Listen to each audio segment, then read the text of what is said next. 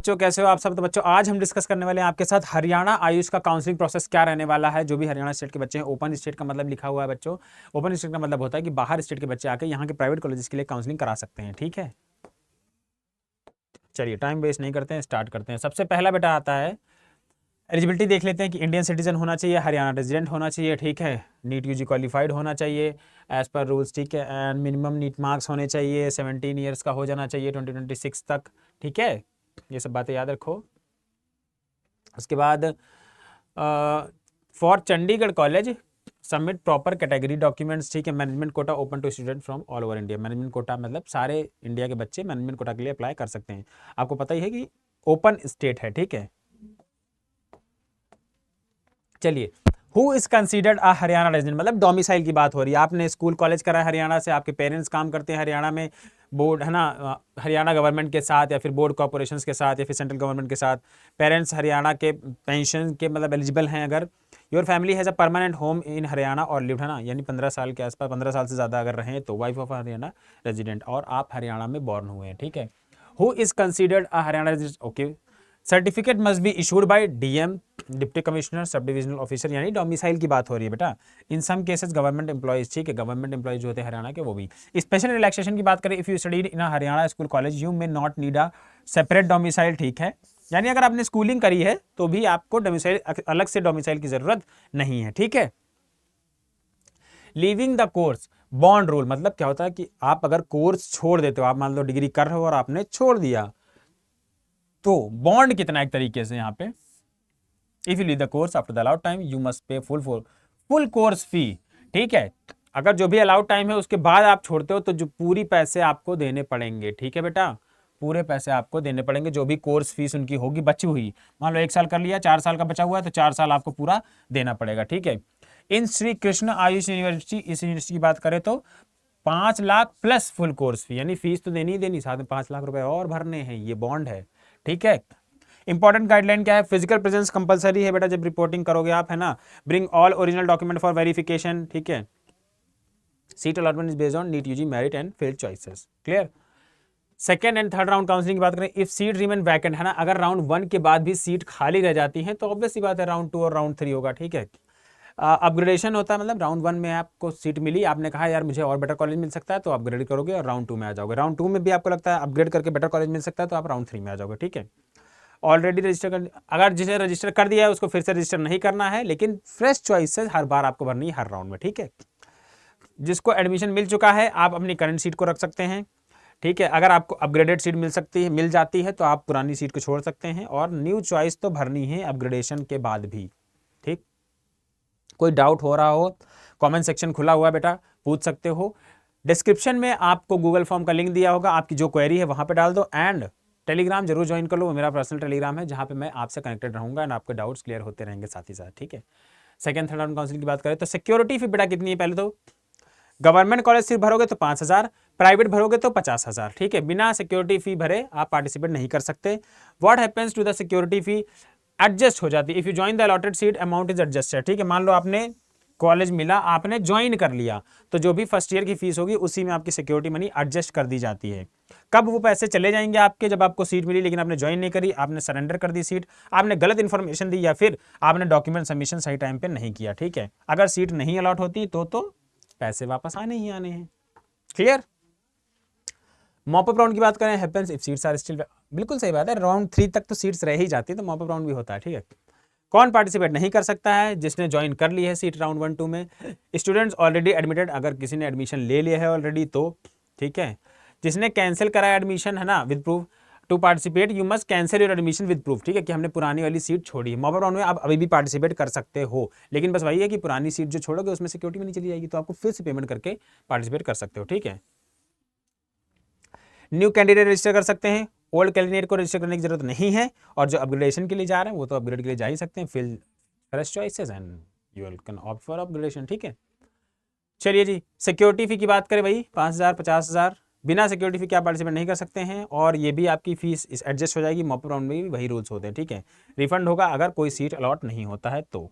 चलिए, management quota admission की बात करें, admission process is same as normal counselling process. ऐसा नहीं होता है कि मैनेजमेंट कोटा में बेटा आपको कोई अलग से नंबर दिया जाता है ना, ऐसा बहुत लोग बोलते हैं, तो इस फ्रॉड से दूर रहना। आपके पास कॉल आएगा, हाँ जी हम आपका इस कॉलेज में एडमिशन करा देंगे मैनेजमेंट कोटा के थ्रू, नहीं। मैनेजमेंट कोटा हो चाहे जो भी कोटा हो, सबकी काउंसलिंग ऑनलाइन काउंसलिंग के द्वारा ही सीट मिलती है। इस ट्रैप में मत फंसना, ठीक है। पिछले साल हुआ बच्चों के साथ, यूपी की हमारा एक बच्चा था, उसके पास उसके मदर के पास कॉल आता था कि हम इसमें आरएमएल में और जो है इसमें हम आपको सीट दिला दें। गवर्नमेंट में सोचिए, वहां पे कॉल आता, गवर्नमेंट में हम आपको सीट दिला देंगे इस कोटा के थ्रू, उस कोटा के थ्रू, और आप इतने पैसे उतने पैसे दे दो, और प्राइवेट में हम आपको मैनेजमेंट कोटा के थ्रू सीट दिला देंगे, है ना। ये ट्रैप में मत फंसना, चाहे जो भी कोटा हो काउंसलिंग के थ्रू ही सीट मिलती है, ठीक है।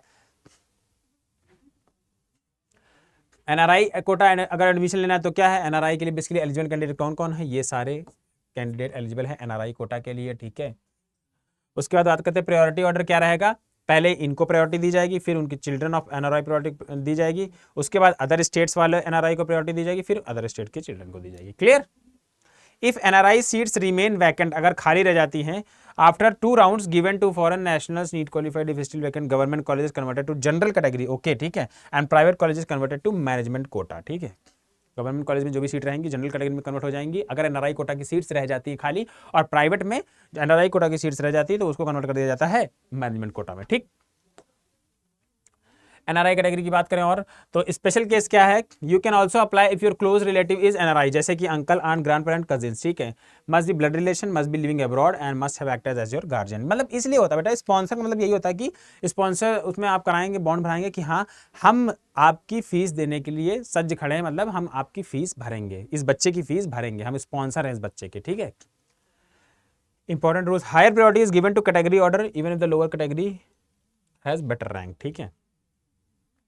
If paying fees in instalments bank guarantee surety bond require, ठीक है। अगर इंस्टॉलमेंट में फीस का ऐसा कोई ऑप्शन होता है हरियाणा में कॉलेजेस में, तो उसके लिए बैंक गारंटी लगेगी, ठीक है। श्योरिटी बॉन्ड लगेगी, हाँ हम पूरा पैसा दे देंगे, बैंक गारंटी लगती ही लगती है। चलिए जी, ओके बात। फिर देखते हैं जनरल इंस्ट्रक्शन क्या है। कुछ एक दो चीजें कि आपको सारे ओरिजिनल डॉक्यूमेंट लेके आने, clear. Fees as fix by Haryana government, जो भी फीस फिक्स होगी वही देनी, उससे ज्यादा नहीं देनी, उससे कम भी नहीं देनी।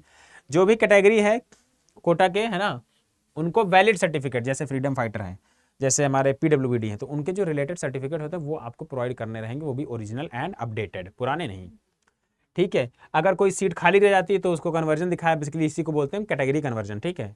और हमने बताया ओबीसी एनसीएल के लिए क्या रहेगा, 8 लाख रुपए से कम होनी चाहिए इनकम, ठीक है। 8 लाख के ऊपर है तो उसको क्रीमी लेयर कंसिडर किया जाता है, यानी 8 लाख से नीचे अगर है तो आपको कंसिडर किया जाएगा एनसीएल, नॉन क्रीमी लेयर। इससे ज्यादा है तो आप एक तरीके से जनरल जैसे हो जाओगे, ठीक है, क्रीमी लेयर।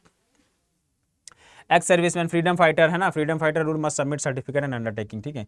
जो फ्रीडम फाइटर हैं उनके भी कुछ सर्टिफिकेट्स होते हैं, वो सर्टिफिकेट आपको यहाँ पे प्रोवाइड करने पड़ेंगे। क्लियर, क्लियर बेटा। चलो, reserve category student can also compete in general category, okay. If you don't select your category in form can not claim it later, अगर आप सेलेक्ट नहीं करते हैं फॉर्म फिलिंग के दौरान अपनी कैटेगरी को, तो बाद में क्लेम नहीं कर सकते, इसीलिए जो कैटेगरी हो वो पहले ही सेलेक्ट कर लेना, okay ji. If you use relaxation, as marks relaxation use करते हैं तो भी शिफ्ट नहीं कर सकते जनरल कैटेगरी में। If eligible for multiple categories choose one during counselling, अगर बहुत सारी कैटेगरीज, 2 कैटेगरीज के लिए अवेलेबल हैं तो भी सेलेक्ट आपको एक ही करनी है। क्लियर हो गया, क्या प्रोसेस रहने वाला है बता दिया, रजिस्ट्रेशन सिक्योरिटी मनी बता दिया, डॉक्यूमेंट रिक्वायर बता दिए, एनआरआई कोटा, मैनेजमेंट कोटा, सारी चीजें आपको एक्सप्लेन कर दी बेटा, ठीक है। तो जैसे ही काउंसलिंग स्टार्ट होगी, राउंड 1 से ही काउंसलिंग में पार्टिसिपेट कर लेना। कोई डाउट हो तो टेलीग्राम चैनल ज्वाइन कर लो, गूगल फॉर्म पे अपना क्वेरी डाल दो, एंड बेटा मेरे साथ कनेक्ट करने के लिए आप डिस्क्रिप्शन में 2 बैचेस का लिंक दिया है, 1 प्रो एंड 1 काउंसलिंग बैच, आप उसमें से कोई भी बैच ज्वाइन कर सकते हो।